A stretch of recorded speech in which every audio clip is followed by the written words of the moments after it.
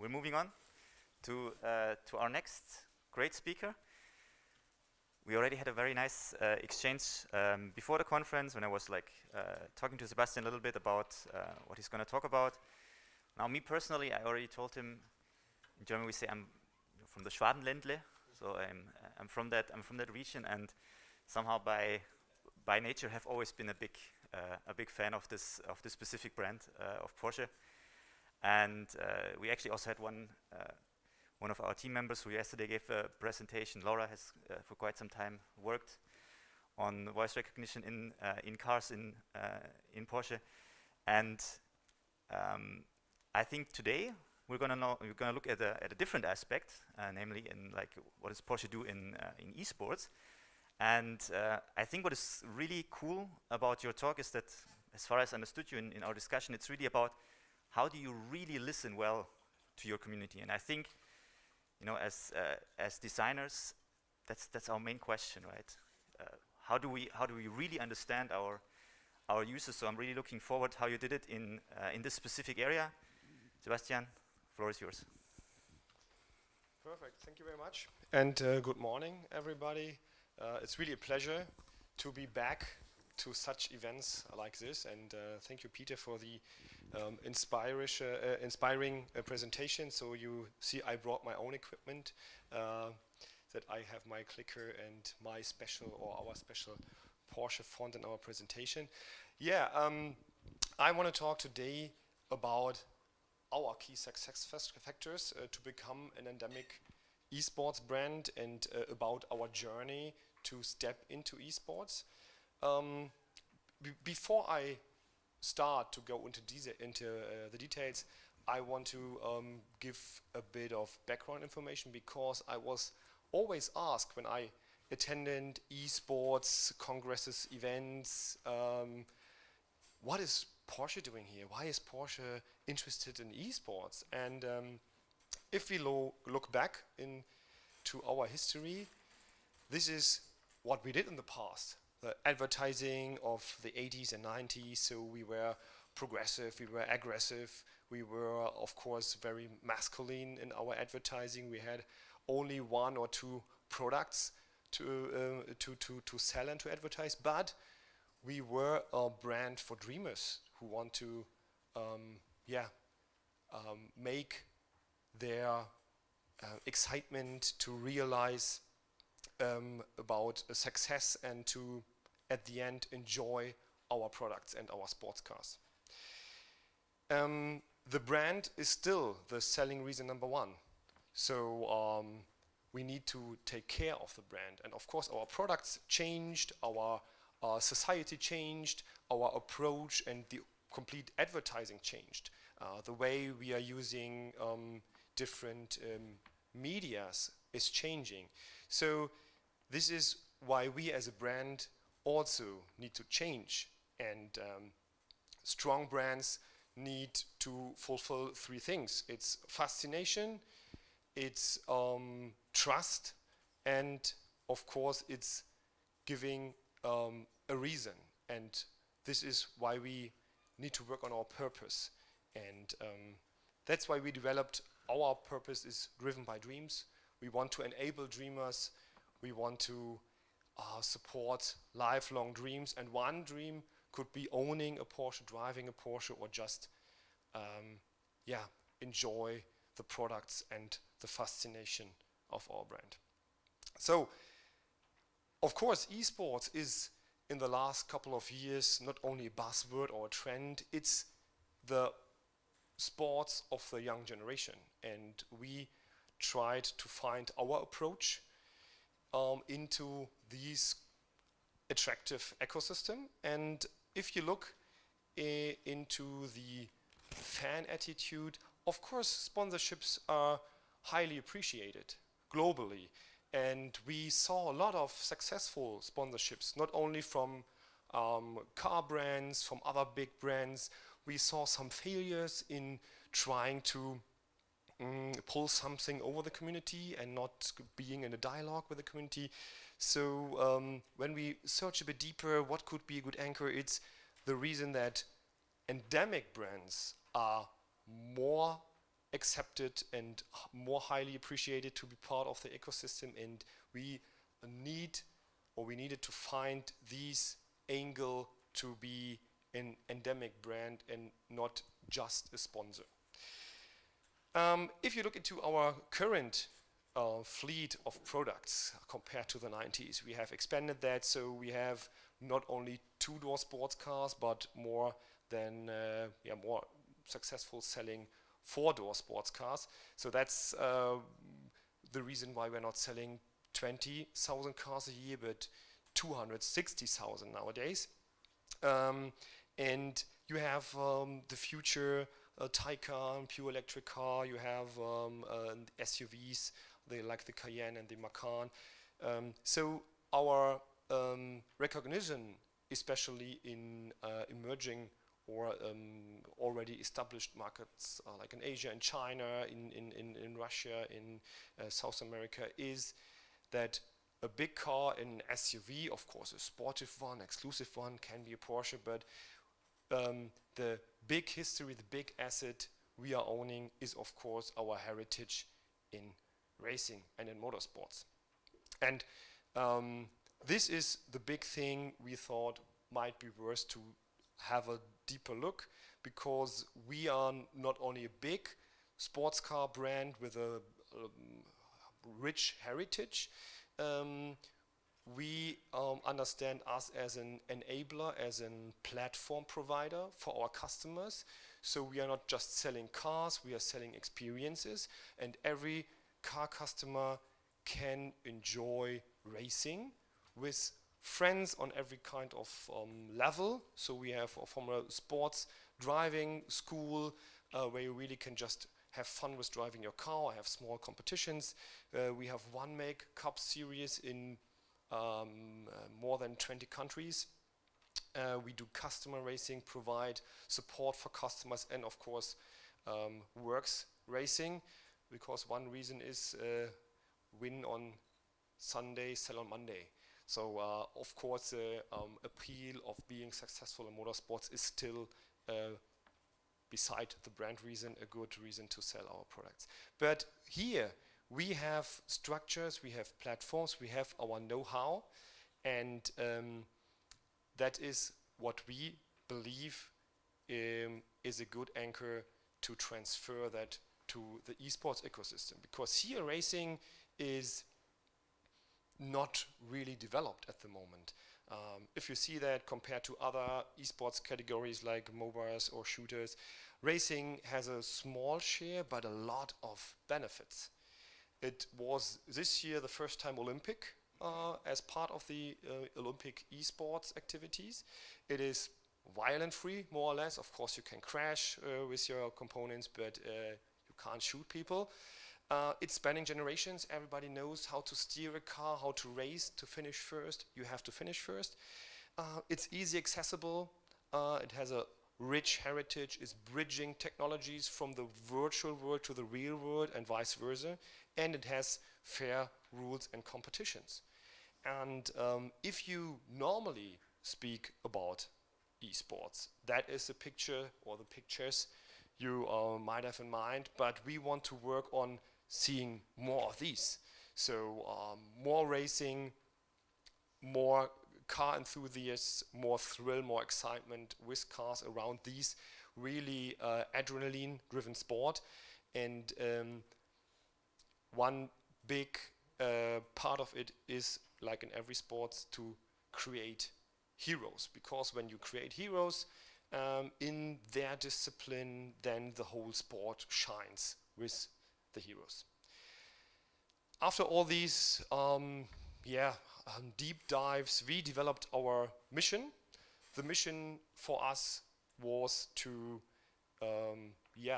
focus on racing as a sustainable and successful esports discipline, to enable racing to be a bigger part in esports racing, and to build these structures and platforms for professionalizing it. That not everybody only can race with friends online and compete and making a career in esports racing, but also to watch and to be part of the esports racing community. We defined 5 different goals. Of course, we want to be endemic with racing as our DNA, as our know-how hub. We can really give that benefit to the community to be an endemic part of esports. We wanted to make the entry really easy, to lower the entry barriers for racing, because of course you need to find equipment, but you need tutorials, all that stuff, and we want to be the enabler. We want to focus on athletes to really make it a professional sports, similar to other esports categories, that you create heroes and focus on their skills, and of course drive the community, give their a voice, give their a platform, and yeah, making racing more relevant.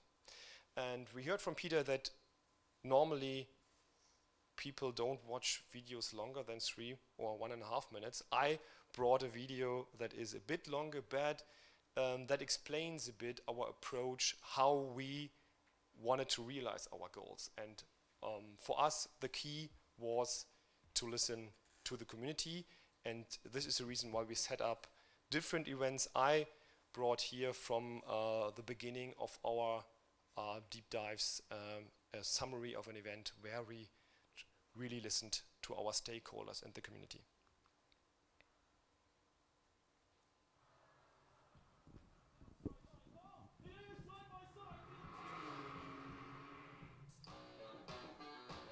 Hey guys, it's Melanie and I'm in Leipzig at Porsche for the Porsche Sim Racing Summit.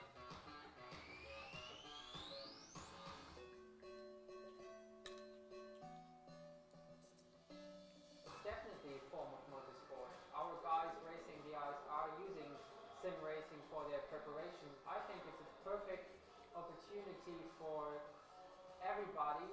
It doesn't matter which age, where he does come from, to get into motorsport.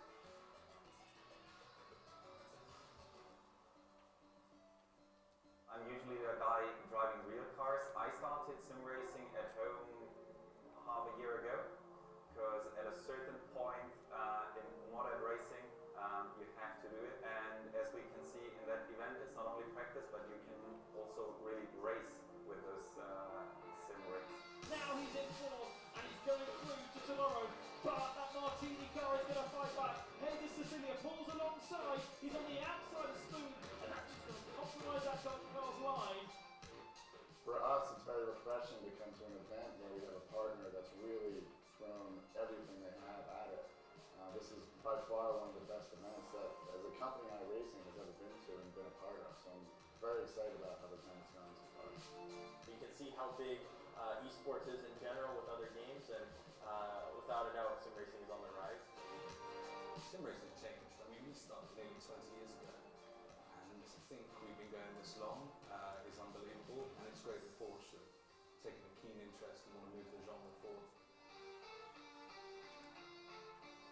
Still side by side. This is amazing, absolutely fantastic start. There's an overlap. Oh, that is horribly defensive from Nick Tandy, and just getting out of it. I came here this morning and played around with the GT3 RS out on the track, and then drove the RSR inside in the wall. So it's been a really good day, a really good event. I hope that it builds from here, and that Porsche can be a pioneer in this side of the sport.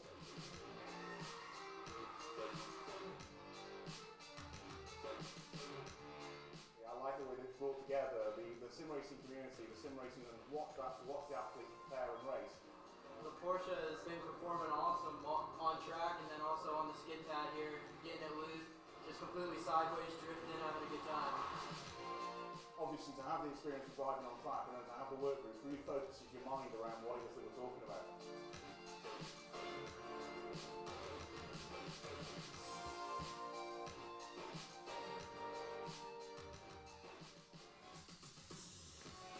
So Bennett brings the Red Bull car to the line, and he takes victory of the race and of the sim racing summit here.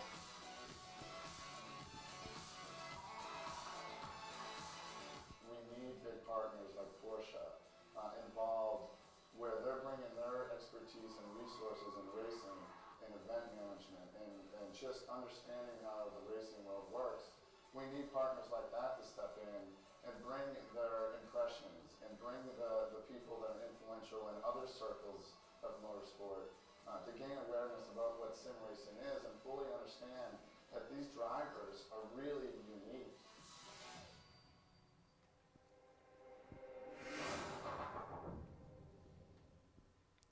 Yeah, so this was our summary, and it demonstrated that we really invited the different stakeholders that are important for realizing a roadmap and a strategy. For us, it was, of course, partners and sponsors we have already and we want to work with. Then our motorsports teams from the old traditional real world of racing.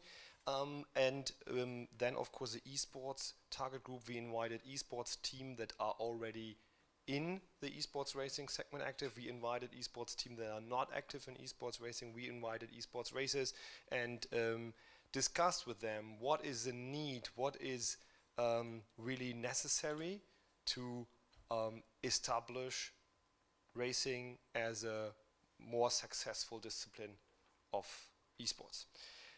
Yeah, and the result is that we established two different roads. One, of course, is what we learned from the teams, from the racers. We need a firm commitment in our racing calendar, so we need events with a relevant prize pool, with structures, with a professional approach, with high quality produced content to really have our planning for the team and the racers, because it's a financial substantial invest in setting up a team, and we need that commitment to really have a planning year by year. The other way, of course, is that the esports racing community is really fragmented into different platforms, into different games, into different publishers. So every publisher has their own game and their own forum or platform, and there is no one big home and no one big community for esports racing. So this was the second need, and this is what we enabled as well. If we look into the first part, the first path, establishing global racing series, we partnered with iRacing, the most realistic sim racing software, and a complete ecosystem in terms of users, in terms of their own league system and point system, and established with them our Porsche Tech Heuer Esports Supercup with 40 of the best sim racers. Even Max Verstappen participated last year, and maybe that's the reason why he is now so successful in Formula One. We established a relevant prize pool of $200,000. That is, in terms of esports overall, not that big prize pool, but in racing, it's after NASCAR and maybe Formula One, it's really a relevant prize pool, and we had over 2,000 qualifiers already for the first season. We have 10 races. We have a high quality broadcasting with overall of the season nearly 2 million viewers. And 2 million viewers in esports racing, that's quite a success. We already get our sponsors and partners on board from the old traditional motorsports, so Michelin, Mobil 1, that is a good example that we can provide traditional partners even a digital approach to reach out to a younger target group. We also have new partners on board with Tech Heuer, with Vodafone, with Bose, but from our partner ecosystem, and we are providing them a platform that is an expansion to their Porsche partnership, but in a digital new approach to reach a younger target group, what for them is relevant as well. On the other side, we discussed about how we can really build a new community, and if it's really necessary to put Porsche on it, or if it's maybe not helpful that one brand claims to be the owner of such a platform.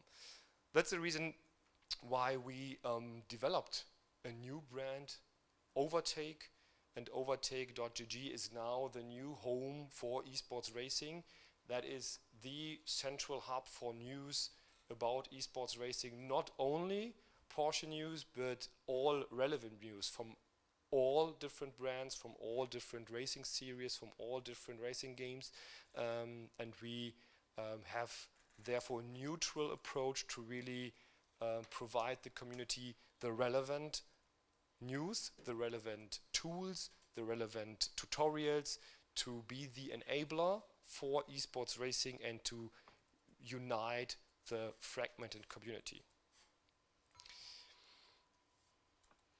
What we achieved with these two paths are a 360-degree approach that really from different campaigns to community racing, all the background information, even hardware tests that we built our own, or we partnered with big brands to provide racing equipment and our own racing simulators. Of course, storytelling is key. You can really produce content, guide the guys from zero to hero to looking out for regional heroes, to play with the aspect real versus virtual sports. That is the advantage of racing, because if you're good in FIFA, you can't mess up with Ronaldo or Messi. But if you're good in esports racing, you can even beat Max Verstappen on the virtual track, and that's a big benefit, of course. Yeah, and then marketing with all the sponsors and partners, that's for us a really winning point, and the result of having these different approaches and combined into one ecosystem. With that, we are providing, of course, for sponsors and partners in attractive environment, premium content, stories, heroes, a young motorsport car, adrenaline speed-driven community. But on the other hand, it's still an authentic and native step for us as a first step in esports, because it's authentic that Porsche is enabling racing, what we did in the past, what we can do really well, and we give the commitment to take it serious, establishing structures and platforms and giving our competence as a benefit to the community. That is our purpose, enabling, supporting, and spreading our brand into the esports racing segment to really be the enabler for substantial and successful growth. That's it from my side. Thank you very much for your attention, and I'm now available for some questions if we have time. Perfect. Thank you very much, Sebastian. I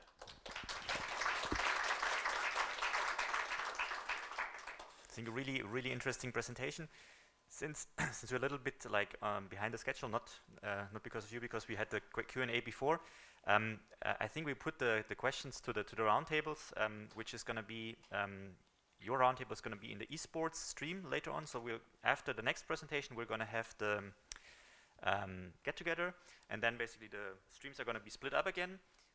The roundtable for this one is going to be in the room over there, and for the next presentation, the room over here. Yesterday was also like really cool discussions around different disciplines, asking questions about each other. So I think that's going to be really cool. Thank you very much. Really nice presentation. Thank you. And we will.